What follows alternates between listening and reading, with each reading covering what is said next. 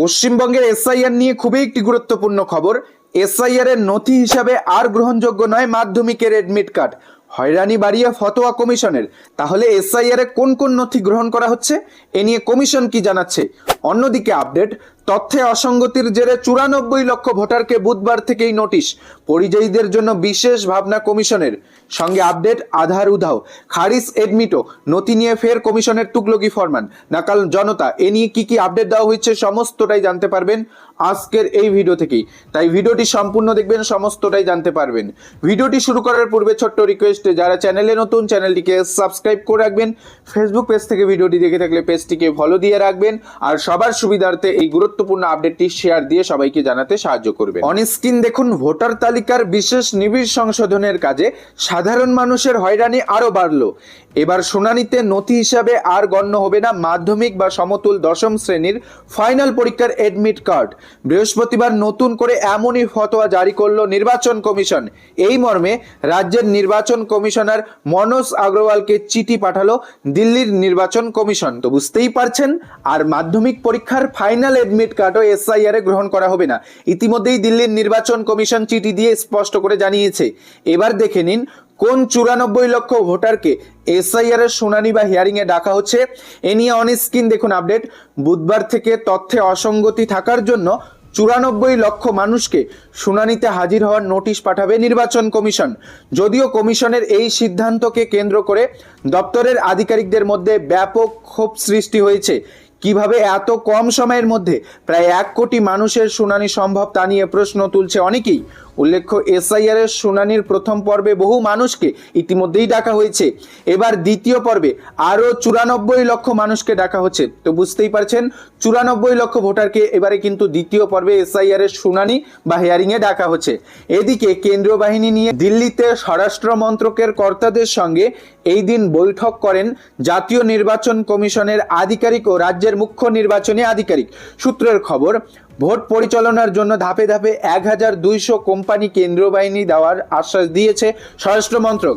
আবার পরিযায়ী শ্রমিক, কর্মসূত্রে ভিন রাজ্যে থাকা ভোটার ও পড়ুয়াদের জন্য বড়সড় সিদ্ধান্ত নিতে পারে কমিশন, এমনটাই জানা গিয়েছে এই দিনের আপডেট থেকে। কমিশন সূত্রে খবর, পরিযায়ী শ্রমিক, কর্মসূত্রে ভিন রাজ্যে বসবাসকারী ও পড়ুয়াদের স্বস্তি দেওয়ার চিন্তা ভাবনা শুরু করেছে কমিশন। রাজ্য নির্বাচন কমিশনের তরফে প্রস্তাব দেওয়া হয়েছে, বাংলার বিপুল সংখ্যক পরিযায়ী শ্রমিক অন্য রাজ্যে থাকেন। এছাড়াও বহু সংখ্যক পড়ুয়া ও কর্মরতরা শুনানিতে হাজির হতে পারবেন না।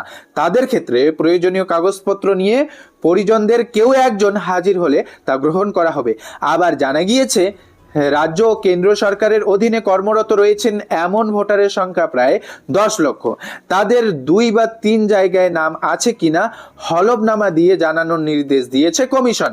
তো এখানে স্পষ্ট বুঝতেই পারছেন, যারা বাইরে বর্তমানে কর্মরত রয়েছেন, যদি আপনাদের হেয়ারিং এ ডাক মেলে তাহলে আপনাদের পরিবার পরিজনের যে কেউ একজন ডকুমেন্ট নিয়ে হাজির হলেই তাদের এসআইআর এর শুনানি বা হিয়ারিং হয়ে যাবে। অন স্ক্রিন দেখুন এসআইআর নিয়ে বড় খবর, আধার উধাও, খারিজ এডমিটও, মাধ্যমিকের এডমিট কার্ড এসআইআর এ গণ্য নয়।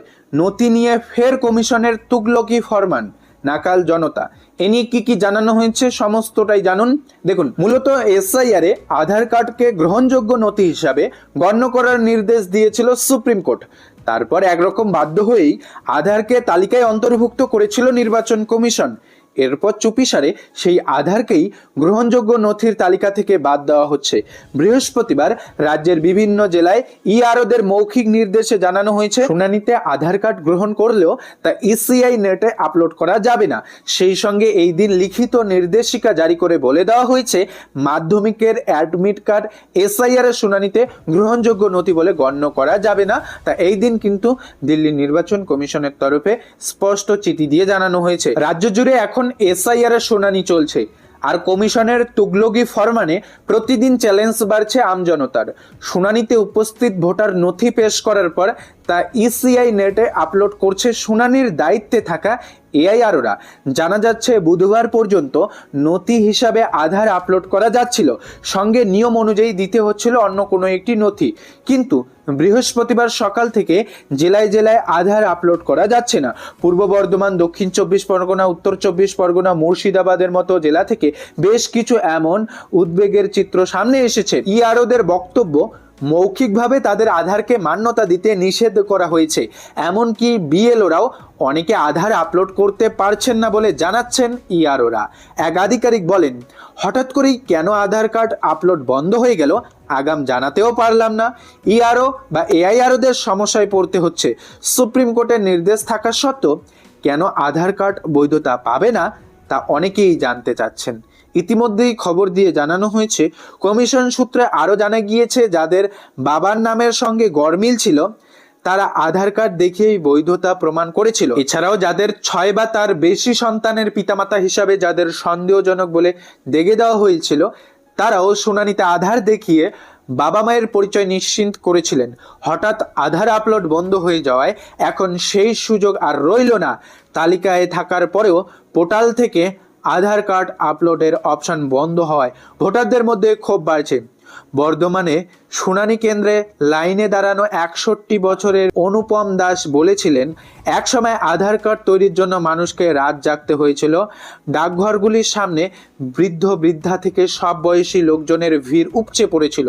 এক আধিকারিক বলেন, কেন আধার কার্ড আপলোড বন্ধ করে দেওয়া হলো তা জানতে চেয়ে কমিশনের শীর্ষ কর্তাদের কাছে ব্যাখ্যা চেয়েছিলাম, উত্তর মেলেনি। তো এই আপডেট থেকে আপনারা স্পষ্ট বুঝতেই পারছেন আধার কার্ড এসআইআর এ গণ্য করা হচ্ছে না। শুধু আধার কার্ডেই নয়, মাধ্যমিক পরীক্ষার যে ফাইনাল এডমিট কার্ডটি রয়েছে সেটাও আর এসআইআর এ গণ্য করা হচ্ছে না। তাহলে কোন কোন নথি গণ্য করা হচ্ছে?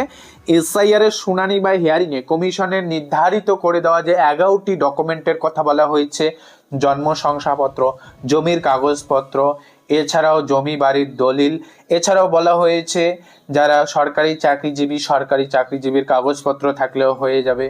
1987 আগে জারি হওয়া কোনো সরকারি কাগজ যদি আপনার কাছে থাকে তাহলেও হয়ে যাবে। তো কোন কোন 11-12টি নথির কথা বলা হয়েছে এ নিয়ে আমরা অলরেডি একটা ভিডিও দিয়েছি, সেই ভিডিওটি আপনারা এই ভিডিওর শেষেই পেয়ে যাবেন বা ডেসক্রিপশন বক্স থেকে দেখে নিতে পারেন। তো এই বিষয়টি নিয়ে আপনার মূল্যবান মতামত কমেন্ট বক্সে জানাবেন।